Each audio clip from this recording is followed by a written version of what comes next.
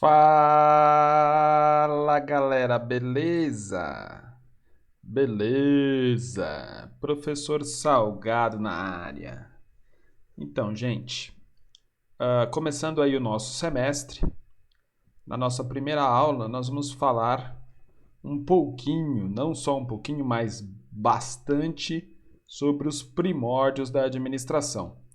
Eu vou tentar ser o mais breve e o mais resumidamente possível na apresentação dessa aula, porque aqui é onde nós temos, nessa aula especificamente, onde nós temos o maior número de slides. São algo em torno aí de 30 slides na apresentação.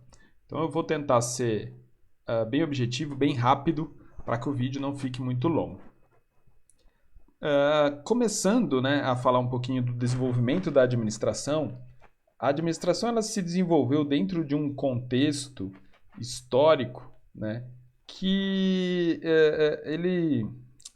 ela se mistura com o desenvolvimento dos povos, né, desde a antiguidade, 4.000 anos antes de Cristo, até os dias atuais. Tá? E nessa aula especificamente nós vamos falar um pouquinho antes desse mundo que a gente vive, né? Só um pouquinho. Então não se assustem se de repente vocês se verem aí no meio de várias coisas que vocês já ouviram durante o ensino fundamental, o ensino médio, tá? Então eu vou tentar aqui de alguma forma ser bem objetivo para que essa aula não fique demorada, repetitiva e maçante, tá? Então eu vou tentar apresentar um pouquinho para vocês o modo como os povos antigos utilizavam os conceitos da administração e como que eles usavam a administração a seu favor, né? Que tipo de problemas eles procuravam resolver utilizando conceitos administrativos e como a administração veio ao longo do tempo se desenvolvendo, se transformando ao longo da história até os dias de hoje, né? Com a mecanização e como ela foi introduzida nas organizações modernas. Para falar da administração, a gente tem que começar pensando, né, como que o homem veio se desenvolvendo ao longo de toda a sua história, a princípio com a Revolução Agrícola e depois a partir da Revolução Urbana, com o nascimento das cidades, os estados, né, os países, como que os países foram se organizando, as monarquias, os feudos, né? Então, é a partir da Revolução Urbana e com o nascimento e o desenvolvimento das cidades, dos estados e dos países, os conceitos administrativos começam a se desenvolver desde a pré-história, né, até os dias de hoje.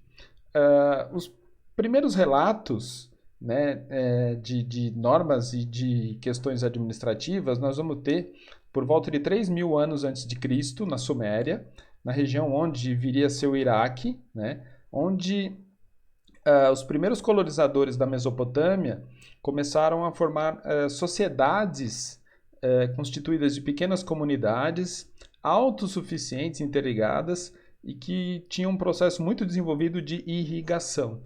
Nessa sociedade na Suméria, os sacerdotes reis, porque eram sacerdotes e reis, mandavam construir templos que se transformavam em centro administrativos dessas cidades. Tá? Ainda na Suméria, nesses centros administrativos, os funcionários faziam anotações, né, em placas de argila, né, que ficaram guardadas e, enfim, todos os registros de recebimento, armazenagem, entrega de produtos. Aí a gente tem os primeiros livros de contabilidade, né, são desenvolvidos pelos sumérios.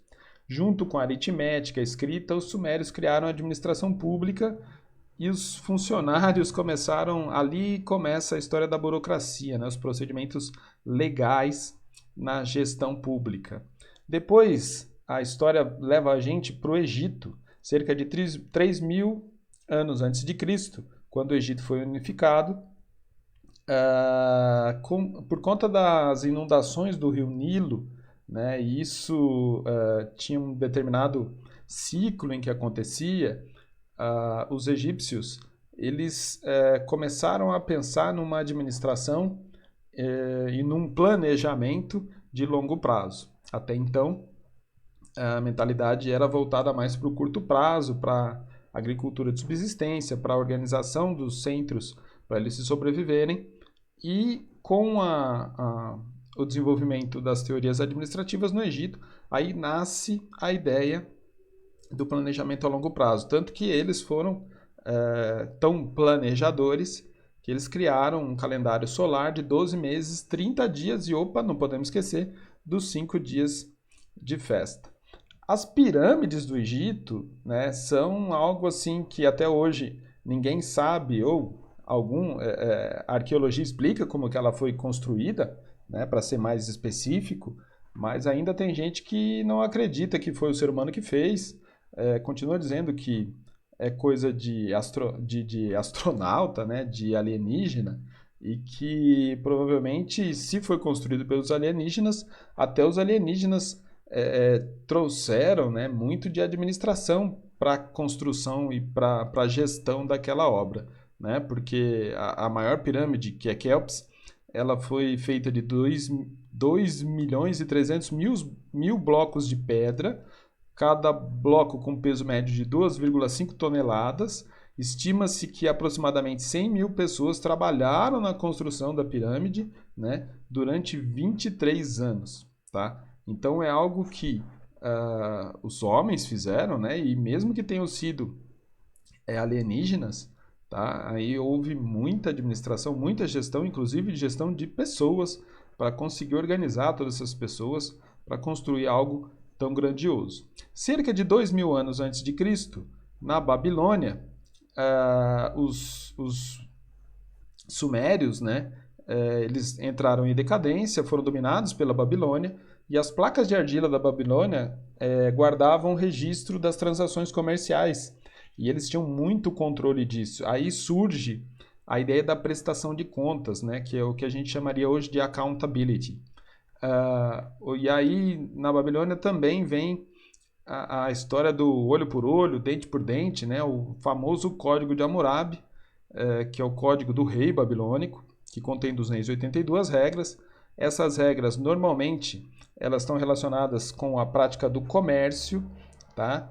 Então, ele sem dúvida nenhuma, um conjunto de leis, né, o mais famoso do mundo. Ele está registrado num cilindro de pedra e faz parte do acervo do Museu do Louvre, em Paris. O Código de Hammurabi ele define como seriam pagos os salários dos trabalhadores, quais os critérios para conceder empréstimo, né, de dinheiro e as penalidades para o uso incorreto da propriedade alheia. Enfim, é um documento histórico que tem muito conteúdo e muito conceito, tanto para as disciplinas do direito como para nós da administração. A partir do século XIV a.C., o Império Assírio controlou a Mesopotâmia. O exército assírio desenvolveu as características que vieram a servir de modelo para exércitos posteriores. Ou seja, a Síria, ela aí tem, né, ela começa também a contribuir para a administração a partir da logística, né? Depósitos de suprimentos, colunas de transporte, companhias para a construção de navios. Os assírios, eles foi o primeiro povo que teve um exército que conseguia ir muito longe, né? Um exército de longo alcance, que era capaz de fazer campanhas de até 500 quilômetros das suas bases. Em 605 a.C., os assírios foram derrotados pelos seus vassalos, os babilônios, que passaram a dominar a Mesopotâmia.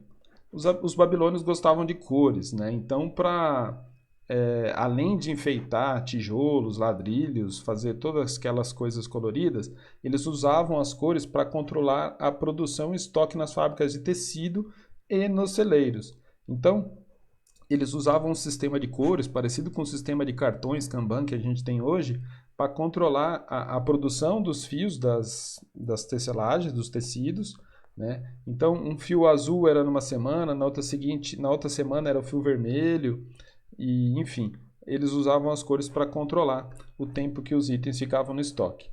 Aí a gente tem, por volta do século V a.C., na Grécia, um fértil período de produção de ideias, né? Democracia, estratégia, igualdade, ética, administração pública, planejamento urbano, a universalidade da administração, raciocínio metódico, raciocínio lógico, conhecimento da natureza, qualidade.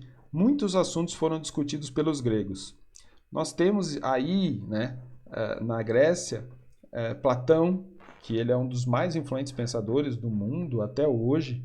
A gente estuda o trabalho de Platão e vocês vão perceber que na filosofia, na administração, a gente vai beber muita água da filosofia, né? Então a gente traz para a administração muita coisa da Grécia Antiga, e o principal trabalho de Platão é o livro, né?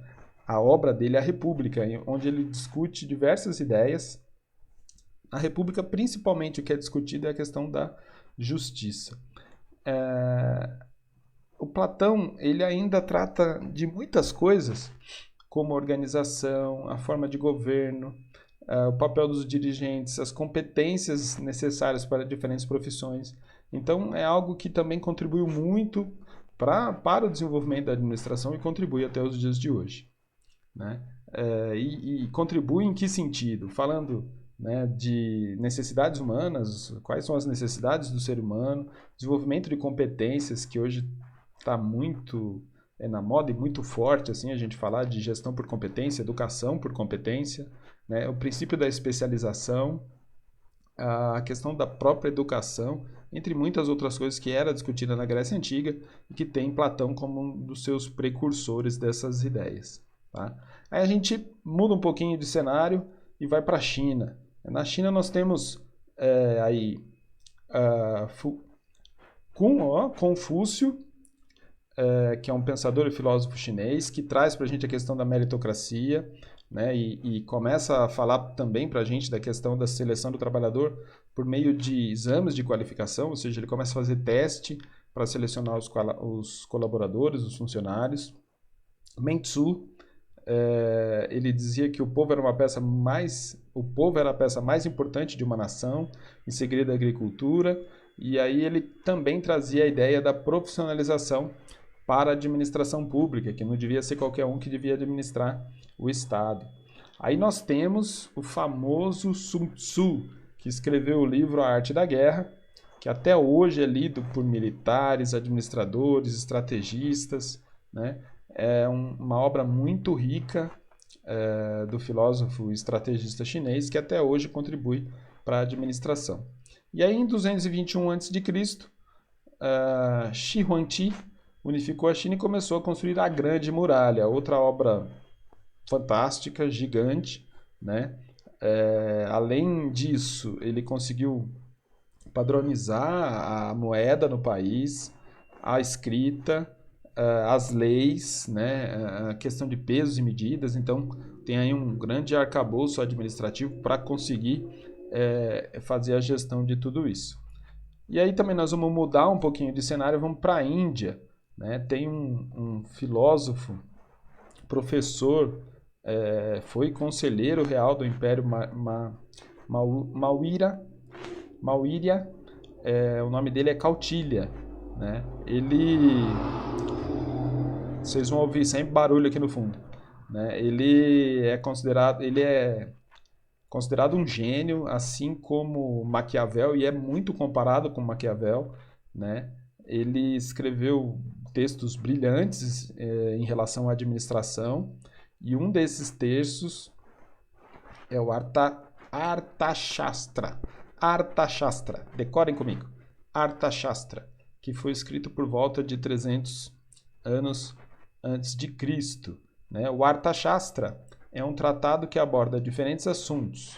Ele aborda os deveres, os papéis, responsabilidades de um rei e de seus administradores, estratégia militar, cobrança de impostos, administração do tesouro, recrutamento, pagamento de funcionários públicos, né? Ele traz a questão que a gente vai falar muito, questão de objetivos e metas, né? E ele é tão atual que, se ele não fosse datado daquela época, provavelmente iriam falar que é um livro que foi escrito, né, recentemente. Se não me falha a memória, os administradores e os chefes de estados norte-americanos são obrigados a ler essa obra Arthashastra. Aí a gente vem para algo que é muito conhecido já, que é o Império Romano, né, que se estende desde o século 8 a.C., e aí se a gente fizer um puxadinho, vem até 1453 com a queda de Constantinopla, ou seja, são mais de 2.200 anos de história. Os romanos tiveram 3 sistemas diferentes de governo: a realeza, a república, o império.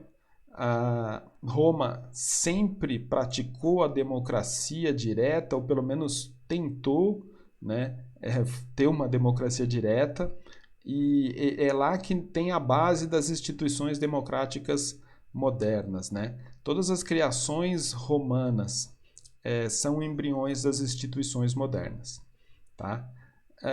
Enfim, quando o Império Romano começa a desaparecer no mundo, outra grande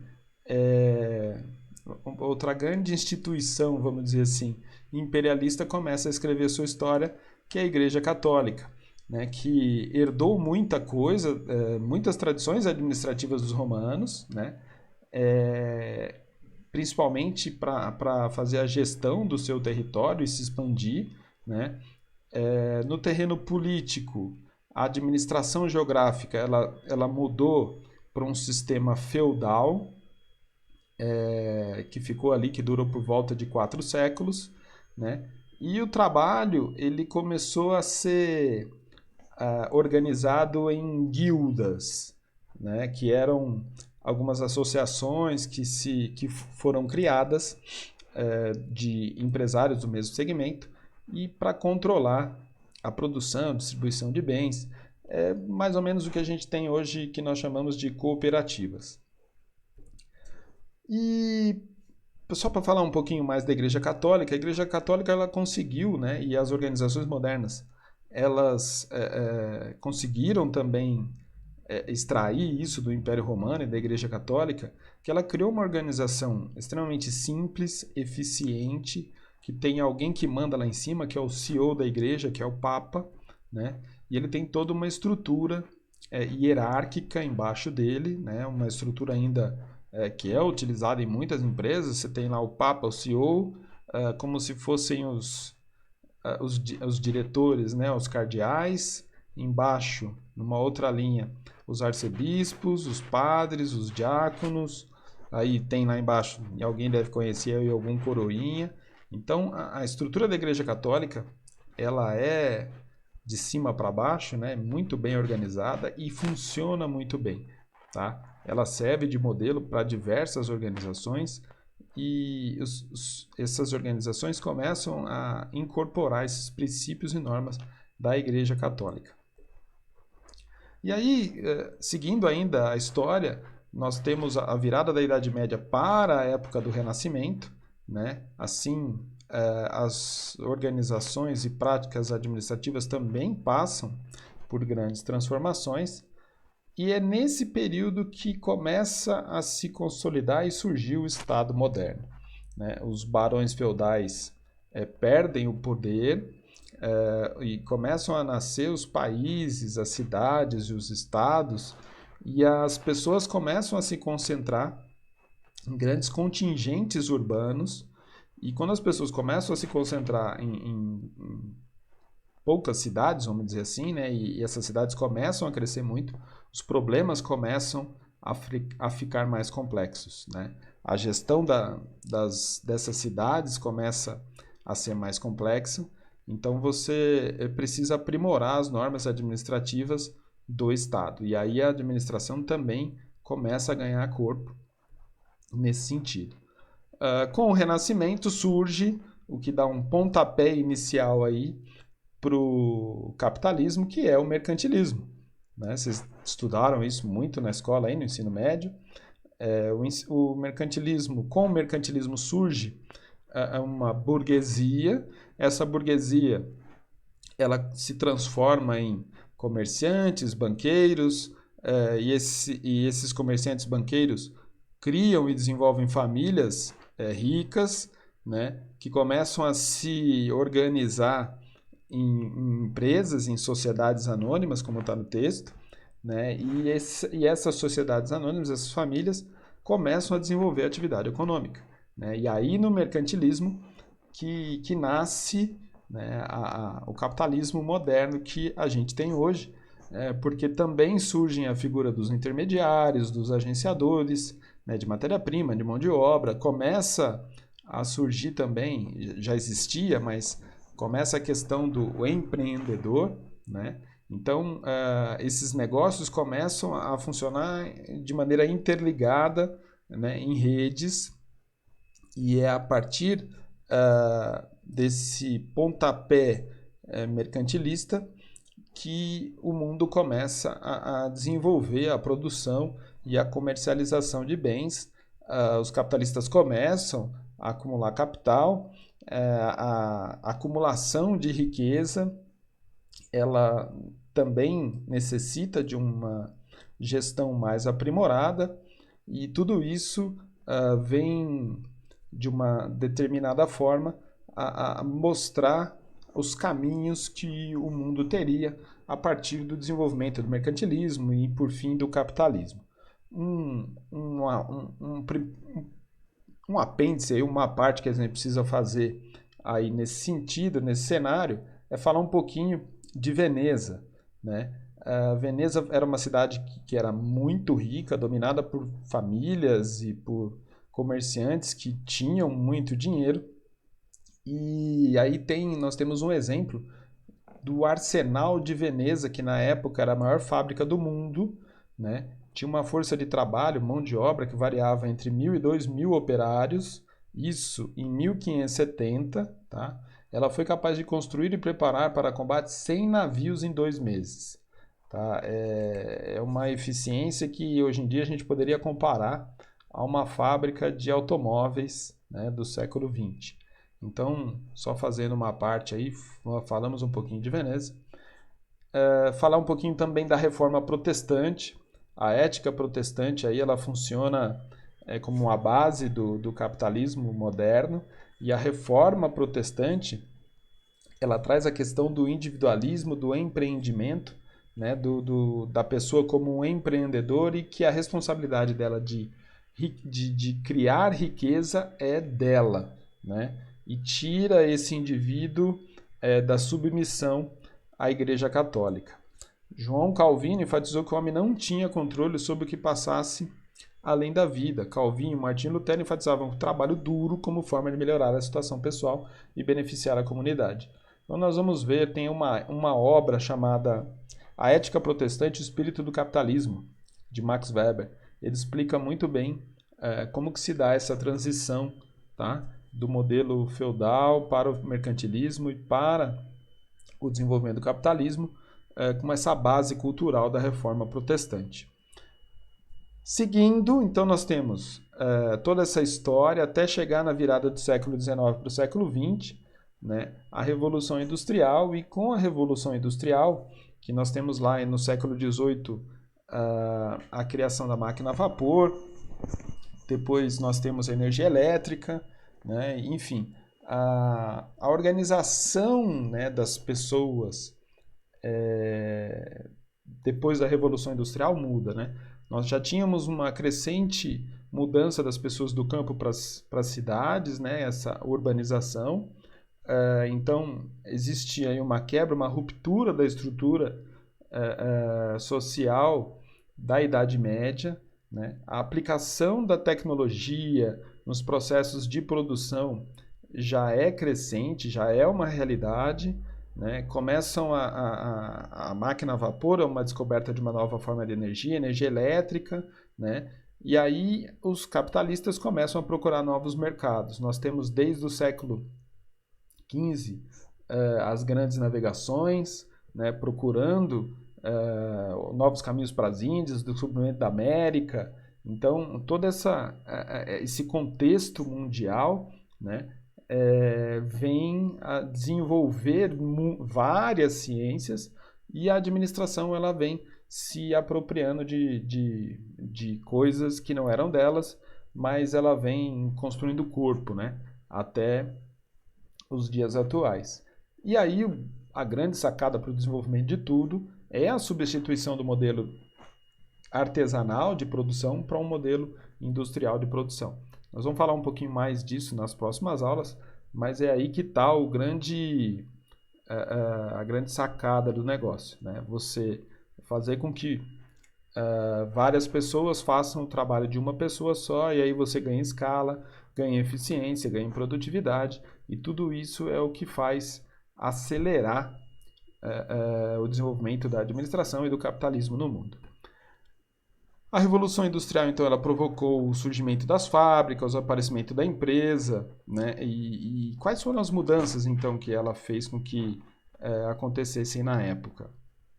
A substituição do artesão pelo operário, como eu já falei, o crescimento das cidades, o aumento da necessidade de administração pública. Quanto mais pessoas vão para as cidades, mais você precisa de casa, mais você precisa de saneamento básico, água encanada, hospitais, escolas. Então, tudo isso demanda administração pública, gestão, né? Os sindicatos começam a surgir também com demandas para a organização do trabalho. E aí nós temos também um outro contraponto, que é o desenvolvimento e o início do marxismo, falando até em relação à exploração capitalista, a luta de classes, né? Você tem também a questão do controle social da igreja, enfim. É aqui que nasce o que a gente conhece do nosso mundo moderno, né? E é nesse momento que a administração começa a desenvolver como uma área do conhecimento que é importante para todo mundo. Junto com tudo isso, como eu venho falando, o mercantilismo deu um pontapé inicial aí para o que a gente conhece de liberalismo econômico, né? O liberalismo econômico ele precisa da livre concorrência. Então, a livre concorrência ela faz com que cada vez mais pessoas empreendam, com que cada vez mais pessoas queiram ter o seu negócio para poder alavancar o crescimento econômico de um determinado país, de uma determinada região. E o Adam Smith é o fundador da economia clássica. Ele publicou um livro chamado A Riqueza das Nações, em 1776, e a base, né, resumindo muito mesmo, o princípio que o Adam Smith utiliza para dizer que as nações vão enriquecer é a divisão do trabalho, ou seja, pegar aquele trabalho artesanal, como eu já falei, e dividir aquele trabalho em vários pedaços pequenininhos, você ganha em produtividade, porque as pessoas vão ficar cada vez mais especialistas, né? Ele fala até no trabalho dele de uma fábrica de alfinetes, no ganho de produtividade, quando essa fábrica deixa de ser artesanal e passa a ser industrializada, né, a partir da divisão do trabalho. Então, esse princípio da divisão do trabalho que vai fazer com que várias pessoas, né, Frederick Taylor, que nós vamos ver, Gilbert e tantos outros autores, Ford, né, quando a gente for falar de Fordismo, e tantos outros autores vão se basear no trabalho do Adam Smith para criar a sua própria teoria administrativa baseada nesse conceito da divisão do trabalho. Só para finalizar, aí a gente tem também a questão dos empreendedores, né? O século XIX, o século XX, o século XXI, aí já falando dos Estados Unidos, né?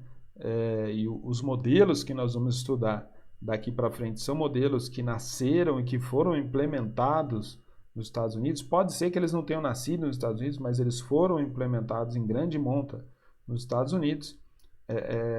O cenário empresarial ele era efervescente, né?